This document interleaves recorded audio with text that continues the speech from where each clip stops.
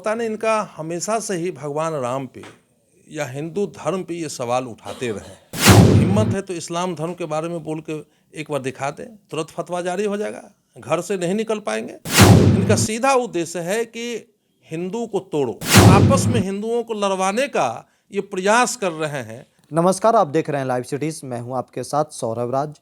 जीतन राम मांझी कभी राम के ऊपर सवाल उठाते हैं, कभी ब्राह्मणों को लेकर के एक ऐसा शब्द का इस्तेमाल करते हैं जिससे पूरा समाज आहत है। राजनीति में लोग प्रतिक्रियाएं दे रहे हैं। मेरे साथ भाजपा सांसद अशोक यादव, इनसे जानेंगे कि आखिर जीतन राम मांझी को लेकर के भाजपा के पास कौन सी ऐसी मजबूरी है जो राम का अपमान सहने को तैयार बैठे हैं। सर, जिस तरीके से जीतन राम मांझी पहले राम को लेकर के सवाल उठाएं, उन्होंने कहा कि राम का अस्तित्व नहीं है। अब उन्होंने कहा है कि ब्राह्मणों को लेकर के जो उन्होंने कहा है, आप भी सुने। कैसे देखते हैं सर आप? देखिए, जीतन राम मांझी जी को इस तरह का बयान नहीं देना चाहिए जी, क्योंकि ये लंबे समय से राजनीति में रहे हैं और संवैधानिक पद पर बैठे रहे हैं और बिहार के पूर्व मुख्यमंत्री भी हैं। और पता नहीं इनका हमेशा से ही भगवान राम पे या हिंदू धर्म पे ये सवाल उठाते रहे। भगवान राम के बारे में इनको अध्ययन करना चाहिए कि आज जो भव्य राम मंदिर का जो निर्माण हो रहा है तो उसमें भी खुदाई जो हुआ, उसमें भगवान राम मंदिर, वहाँ जन्म स्थान होने या मंदिर होने का साक्ष्य मिला और वहाँ पर भव्य राम मंदिर का निर्माण हो रहा है। और जीतन राम मांझी जी को अगर इतना ही शौक है कि धर्म पर अगर कोई प्रहार करते हैं तो हिम्मत है तो इस्लाम धर्म के बारे में बोल के एक बार दिखा दें, तुरंत फतवा जारी हो जाएगा, घर से नहीं निकल पाएंगे, घर से नहीं निकल पाएंगे। क्रिश्चियन धर्म पर थोड़ा प्रहार करके देखें, इनकी बोलती बंद हो जाएगी, ये बोलेंगे नहीं। क्योंकि हिंदू धर्म में हम लोग सभी लोग उदारवादी विचारधारा के हैं। अगर कोई हमारी आलोचना भी करते हैं तो हम सुन लेते हैं, लेकिन इनका हिम्मत नहीं है। इनका सीधा उद्देश्य है कि हिंदू को तोड़ो, हिंदू को जात पात में बांटो और ब्राह्मणों पर अनर्गल बयान दे रहे हैं। क्या किसी के इशारे पे ये सब कामों करते हैं, इस तरह का बयान देते हैं? इन लोगों का काम रहा है शुरू से, जिस राजनीतिक पृष्ठभूमि से आए हैं, ये लोग हमेशा तुष्टीकरण की राजनीति करते रहे हैं। जी, ये वोट बैंक की राजनीति करते रहे। इनको विकास से कहीं दूर दूर तक कोई वास्ता नहीं है। अगर विकास ही करते तो मुख्यमंत्री थे। मुझे नहीं लगता है कि अपने क्षेत्र में भी विकास कर पाए होंगे। ये अपना क्षेत्र बदल के छोड़ के जाना पड़ा, दूसरे क्षेत्र में चुनाव लड़ते हैं जहाँ से विधायक थे। जी, क्षेत्र बदल के चुनाव लड़ते हैं। इनको विकास पर ध्यान देना चाहिए। आज जिस जात से आते हैं, मुसर समाज से आते हैं, बहुत ही भोला भला समाज और हिंदू धर्म के प्रति बिल्कुल ये कर्तव्यनिष्ठ है और हिंदू धर्म में ये विश्वास रखते हैं।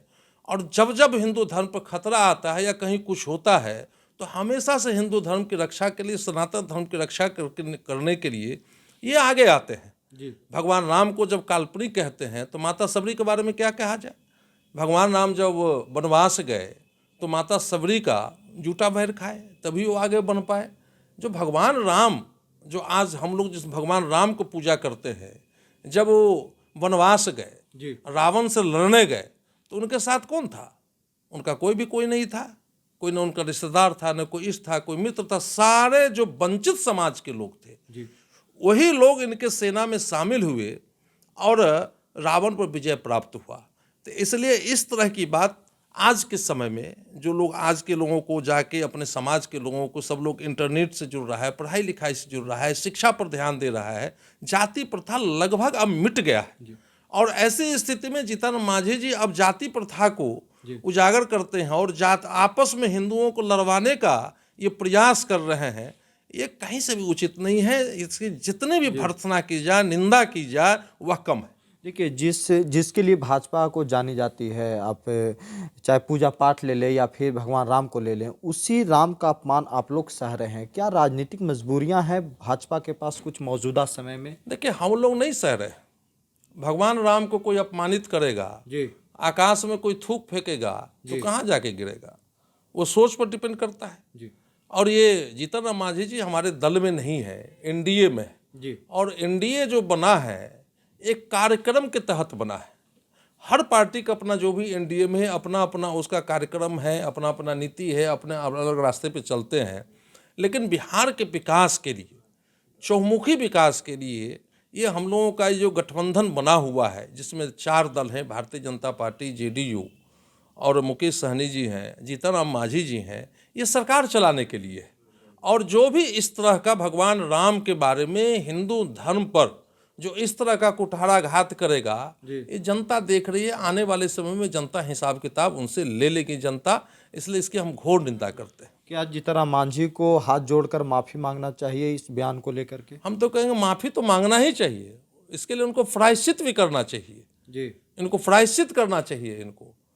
और मुझे नहीं लगता है कि अब जिस तरह के बयान देते हैं और बिहार की जनता, चाहे कोई भी हो, सिर्फ ब्राह्मण समाज ही नहीं, बिहार के जितने भी लोग हैं, चाहे उच्च जाति के लोग हों कि पिछड़े हों कि अति पिछड़े हों कि दलित हों कि महादलित हो, मुझे लगता है कि इनको आने वाले समय में माफ़ करने वाले बिहार की जनता है। इनको जरूर उनको जनता सजा देगी। चलिए, शुक्रिया सर, थैंक यू।